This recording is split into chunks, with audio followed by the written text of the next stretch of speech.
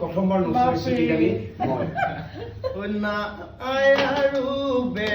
এচিদিন পালেহি কলিদিন না আয়াৰু বে এচিদিন পালেহি কলিদিন আমাৰ কি গতি হ'ব লগৰীয়া আমাৰ কি গতি হ'ব ঐ চৌটো উঠিব মই চৌটো উঠিব চৌটো উঠিব মই চৌটো উঠিব উঠিব উঠিব ওচৰে গুটি ধন্যবাদ এয়া মাধুৰীমা বাইদেউ ধন্যবাদ বাইদেউ আৰু ধন্যবাদ কৃষ্ণমণি আৰু এইকাৰণে ভাল লাগে যে এই সকল শিল্পীয়ে যেতিয়াই কিবা এটা অনুৰোধ কৰোঁ তেতিয়াই তেওঁলোকে সেই কামটো কৰে আৰু ব্লাডত আছে তেওঁলোকৰ তেজত আছে অসমীয়া জাতি সেইকাৰণে মই বাইদেউক বিচাৰিছোঁ তাৰমানে এই গানটোৰ লগত বাইদেউৰ মানে বাইদেউ মোৰ বেছি মিলে তাৰমানে এই গানটো আৰু গতিকে মই বহুত আগতে আমি ভাবি থৈছিলোঁ যে এই গানটো যিদিনা আমাৰ ভিজুৱেল আমাৰ শ্বুটিং হোৱাই নাছিলে তেতিয়া ভাবিছিলোঁ যে মাধুৰীমা বাইদেউৰ হাতেৰেই যাতে কমলেৰে আমি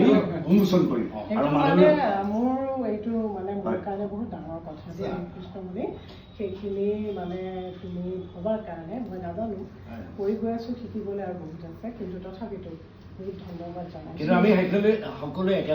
আমি সকলোৱে এটা কথাই ক'ব লাগিব এইবাৰ আমি কথা দিছোঁ আৰু এই কথাটো এয়াৰটেলৰ কথাটো নহয় আমি কথা দিছোঁ যে এইবাৰ কৃষ্ণমণি হিকতি বিহু সুপাৰ হিট হ'ব এইটো কোনো আমাৰ কৃষ্ণমণিক চিনি পাওঁ বুলি কোৱা নাই কাৰণ বিহুটোৱে যিটো মোৰ মনত আনন্দ দিছে মই ভাবোঁ আপোনালোকৰ মনত বহুত আনন্দ চবেই এপাক নাচিব মোৰ মানে যিটো লাগিছে মই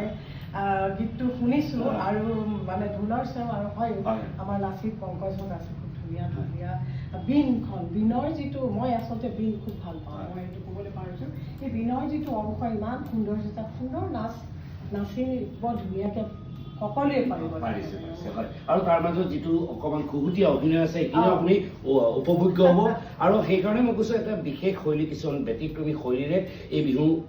গীতটো ৰচনা কৰা হৈছে এইটো নিৰ্মাণ কৰা হৈছে আৰু আপোনালোকে ইতিমধ্যে ক'লে কৃষ্ণমণি ক'ত চাবলৈ পাব আৰু আপোনালোকে লাইক কৰিব শ্বেয়াৰ কৰিব আৰু এনেকুৱা ধৰণৰ কথাবোৰ যদি আপোনালোকে শ্বেয়াৰ কৰে তেতিয়া মই ভাবোঁ এই বিহু সংস্কৃতিটো আমাৰ মাজত চিৰদিনলৈ জীয়াই থাকিব যিমান দিন ব্ৰহ্মপুত্ৰ জীয়াই থাকিব যিমান দিন অসমীয়া জাতি জীয়াই থাকিব সিমান দিন আমাৰ বিহু জীয়াই থাকিব ধন্যবাদ চাই থাকিব সত্য